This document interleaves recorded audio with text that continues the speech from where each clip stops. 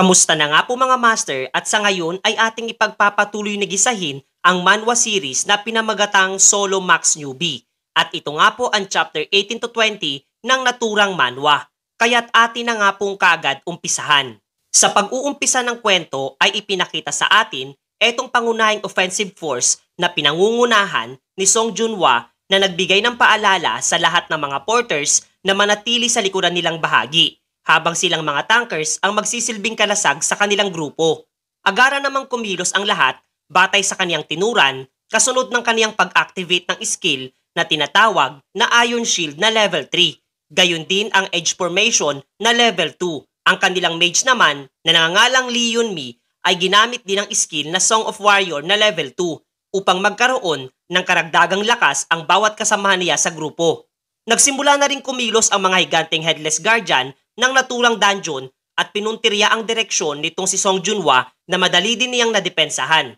Patuloy ang kanilang grupo sa pagkilos ng nakabatay sa kanilang formation na kasanayan samantalang ang ilang mga manlalaro na unang nahiwalay sa pangunahing pangkat ay agarang humingi din ng karagdagang suporta. Kikilos na nga sana ang isa sa mga healer na naroroon subalit agaran din siyang pinahinto nitong si Junhwa na pinaalalahan ng mag-focus na lamang sa labang kanilang kinakaharap. Ang ganitong mga senaryo nga daw ay normal lamang sa isang labanan at hindi maiiwasan, gayon din wala na nga daw siyang oras para isipin pa ang kapakanan ng mga solo player na kagaya nila.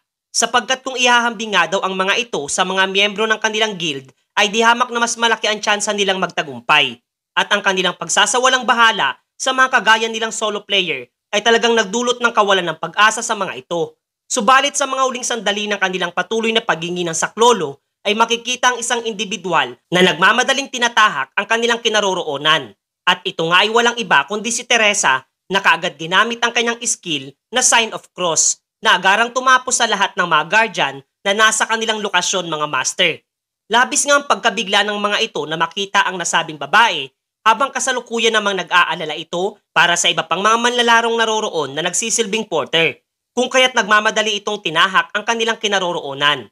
Lubha na ngang malala sa ngayon ang sitwasyon ng mga ito at karamihan nga ay patay na at malubhang nagtamo ng malalang sugat. Eto ngang isa ay nakikita na ang pinto ng kalangitan subalit sakto namang do'y pumasok na sa eksena etong ating pangunahing karakter at pinagsabihan etong kaniyang kasamang matanda sapagkat hindi ba't nangako siyang makakalabas ito ng buhay hindi ba? Nalabis ding nabigla sa klase ng pagkilos na isinagawa nitong si Jin-Hyuk. Muli pa nga siyang inatake ng isa pang guardian na naroroon mula sa kanyang likurang bahagi. Subalit madali lamang niya itong naiwasan at kasabay na ginamit ang kanyang fire magic na siyang nagpabagsak dito. Nagkokontrol nga siya at ayaw mapaslang ang mga halimaw at magdulot ng pagtataka sa iba pang mga manlalaro. Gayon din mag-level up at kasalukuyang kinakamusta ang kalagayan nitong matandang porter. Ngunit sa mga oras na iyon ay dumating na rin sa eksena etong si Teresa at nagliyang inilayo etong matanda mula sa ating pangunahing karakter na lubhang naguguluhan. Ayon pa nga sa babae ay buong akala niya ay mabuting tao etong si Jin-Hyuk. Subalit nagkakamali pala siya buhat sa kanyang pagtutok nito ng kanyang hawak na punyal sa isang non-combatant personnel. Dito ay pinagbintangan nga din siya ni Teresa na malamang ay siya din ang gumising sa mga guardian kung kaya't kaniya daw siyang personal na huhulihin sa ngayon. Nalabis namang hindi magawang maunawaan nitong binata. Nagsimula na ngang umatake etong si Teresa na pinapaalalahanan etong si Jin-Hyuk na huwag nang magmatigas pa sapagkat ayaw niya siyang masaktan na taliwas naman sa kanyang isinasagawang pagkilos. Patuloy siyang lumalaban sa binata kung kaya't tuluyan na siyang pinahinto nito sa pagiging sarado ng utak at napagpasya na lamang nitong si Jin-Hyuk na pabagsakin siya sa lapag at doon ay kasabay na inihayag na nagkakamali siya ng pinagbibintangan. Kasabay ng pagtutok ng kanyang punyal at pinagdiinang hindi siya ang salarin sapagkat kung siya nga daw iyon ay kanina pa niya siya pinaslang. Kapwa sinang-ayunan naman ito ng matanda at pinahayag na siya ang nagligtas sa kaniya kung saan ay napuno ng kahiyang nadarama etong dalaga. Paulit-ulit itong humihingi ng paumanhin na tinanggap naman ng binata buhat sa kumilos nga rin daw siya ng kaduda-duda. Maya-maya ay natanong siya ni Teresa kung ano ang kanyang rason kung bakit itinago ang kanyang tunay na pagkatao. Sinagot siya ni Jin-Hyuk na katulad din nga daw ito ng sa kaniya upang magawa niyang makuha ang St. Peter's Pledge para sa kanyang lihim na quest na lubhang ikinabigla namang marinig ng nasabing babae. Paliwanag pa nga nitong ating pangunahing karakter na alam na niya ang lahat kung papaano magagawang pasukin at lupigin ang nasabing ruin at naniniwala siyang batay sa kakayahan, mayroon etong si Teresa, gayon din sa pareho nilang ninanais ang mga partikular na bagay sa loob nito, kung kaya't bakit hindi nga daw silang dalawa ay gumawa ng isang lihim na alyansa mga master. Makalipas pang ilang saglit, ay muling ipinakita sa atin ang pangunahing grupo ng attack force kung saan namomroblemang muli etong si Song Junhwa mula sa ninanais na mag-isang pagkilos nitong si Teresa.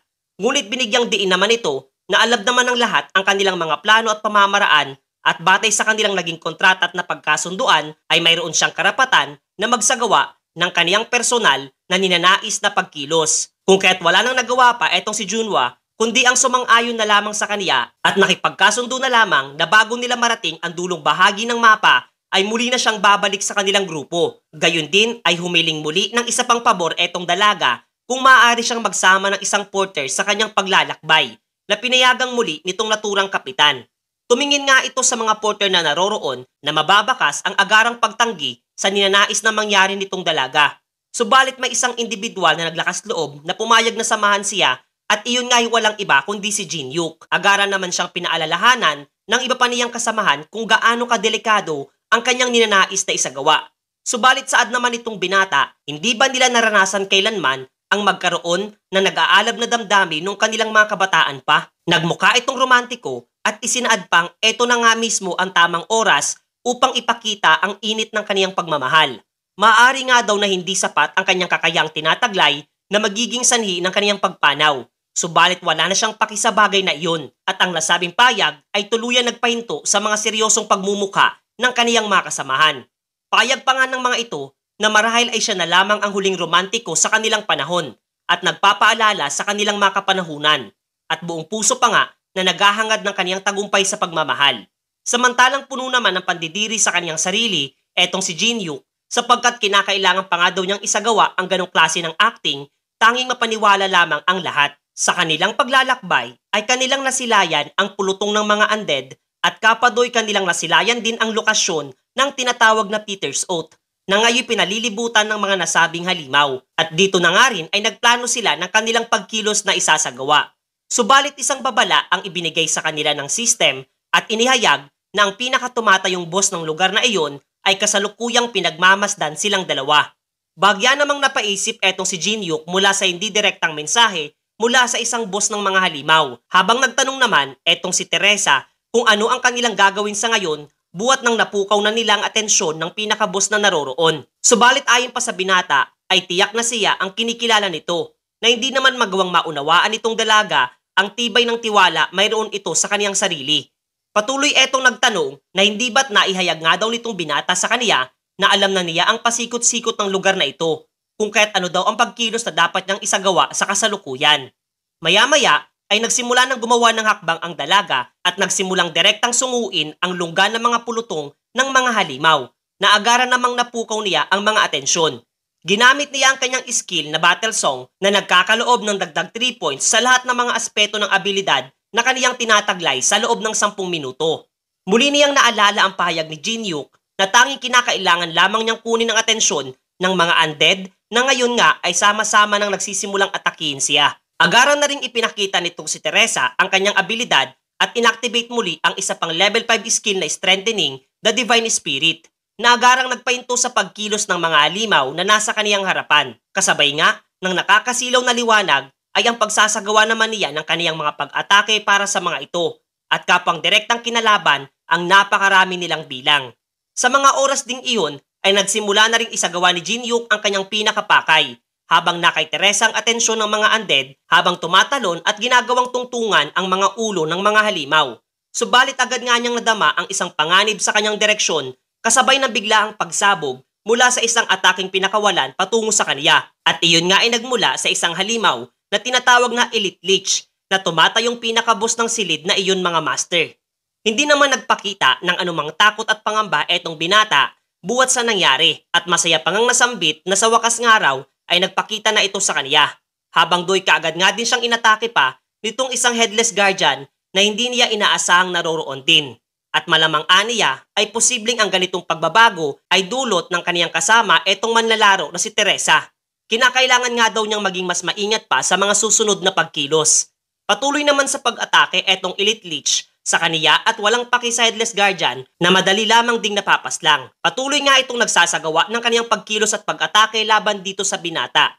Subalit ang kanyang pag-atake ay siya ring ginamit nitong si Jin-Hyuk upang masira ang harang na nakalagay sa Peter's Oath, na kapwa ay kinabiglang masilayan din itong binata, gayon din ng nasabing Archlich. Sunod-sunod ding sinisira ng binata ang lahat ng mga guardian na nasa kaniyang direksyon habang kaniyang napuna na kasalukuyang malapit ng matapos sa pagpaslang ng mga undead etong si Teresa, kung kaya't napagpasyahan na rin itong binata na agaran ng tapusin ang nasabing kalansay na siyang pinakatumatayong boss ng dungeon. Subalit ang nasabing halimaw ay pinaslang naman mula sa likudang bahagi nito ng isang di niya kilalang individual na marahang naglakad patungo sa kaniyang direksyon. Nawika pa nga nito na sa wakas ng araw ay nagkita na rin sila.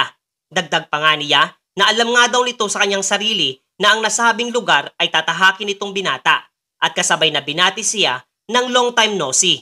Hindi naman siya nakilala nitong ating pangunahing karakter na pilit namang ninanais nitong nasabing individual na alalahanin nga daw nito ang kanyang pangalan.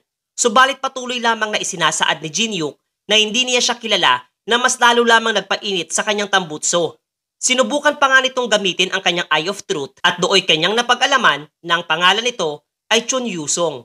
At ayon pa nga sa system na kung nais niyang makopya ang alinman sa kanyang skill na tinataglay ay dapat nga daw nitong patunayan na mas mahusay siya kesa sa nasabing individual pagdating sa paggamit ng espada. Napagtanto kaagad ng binata na malamang ay siya nga raw ang taong kumuha ng Iron Sword na nasa Korean Museum sa nakaraan. Gayon din na mutawi sa kanyang alaala na noong siya ay aktibo pa sa paglalaro ng virtual reality game na Tower of Trials ay may isang manlalaro na matapos niyang talunin ay paulit-ulit na lamang siyang hinahamon sa isang duelo. Isa nga daw itong individual na may matinding konsepto ng pagiging isang mandirigma. Ayon pa nga sa kanyang kaharap na iba na nga raw ang magiging resulta sa ngayon at hindi na siya muli pang magpapatalo dito kay Jin-Hyuk. Ayon naman sa kaniya ay wala nga daw siyang anumang plano na pigilan ang nasabing individual sa kanyang ninanais. Subalit magiging ayos lamang daw ba siya sapagkat ang kanyang kasamahan ay malamang na hindi papayag sa kanyang nanaisin. Nabahala naman etong si Yusong sapagkat kaniyang nakilala ang nasabing babae na isang saintess, kaya't agaran niyang inactivate ang kanyang skill na battlefield selection habang kinuha naman ni Jin-Hyuk ang isang bagay mula sa loob ng isang nasirang kahon. Nabahala naman etong si Teresa sa pagkilos laban sa binata. Ngunit nananatiling nakangiti pa rin ito at pansamantalang nagpaalam sa kanya at kasamang naglaho nitong si Chun Yusong mga master. At matapos na ma-activate ang kanyang skill ay makikitang nahiwalay sila sa lugar ng nasabing babae at kasabay na naganda na etong si Yusong para sa pakikipaglaban. Inactivate niya ang level 5 na skill na 1-on-1 na nagbibigay sa kaniya ng karagdagang 10 points sa kaniyang mga stats na tinataglay habang nababawasan naman ng ganong puntos din etong si Jin-Hyuk. Literal na nerf nga raw siya sa pagkakataong ito gamit ang skill ng kanyang katunggali. At buhat sa nalalagay siya sa isang dehadong sitwasyon ay na-activate naman ang kanyang special na skill na nagkakalob sa kanya ng abilidad na makopya ang anumang skill mayroon ang kanyang kaharap. At ang kanyang napiling kopyahin ay ang unique ability ni Chun Yusong na Song of Swords na nagkakalob sa kaniya ng mataas na grado ng pangunawa pagdating sa paggamit ng espada. Matagumpay nga niya itong naisagawa habang nagsimula na rin kumilos etong si Yusong laban sa kaniya. At naging mainit nga ang kanilang palitan ng mga pag-atake at talim ng mga sandata. Doon nga rin ay nanibago etong si Yusong sa estilo nitong ginagamit na mas piniling harapin siya ng direkta at hindi ang kanyang specialty na mid-range style. Na inasar naman itong si Jin-Hyuk sapagkat sapat ng araw ang punyal sa kanilang labanan at nakakaaliw din ang ganitong setup. At dahil doon ay mas lalo lamang uminit ang tambutso nitong si Yusong na ginamit ang pag-atake ng skill na Soul Chasing Sword Energy patungo sa binata. Subalit pahayag naman ito na hindi daw ba siya nahihiya sapagkat ginagamit niya ang ganong klase ng pag-atake laban sa isa lamang bagito pagdating sa paggamit ng espada. Naagaran naman niyang hindi sinang-ayunan ito at binigyan pa nga itong binata ng isang sign gamit ang gitnang daliri. Kapwa na pagtanto naman ni Jin-Hyuk na hindi makatatagal sa kanilang laban etong kanyang ginagamit na punyal kung makikipagsabayan siya sa espada nitong si Yusong.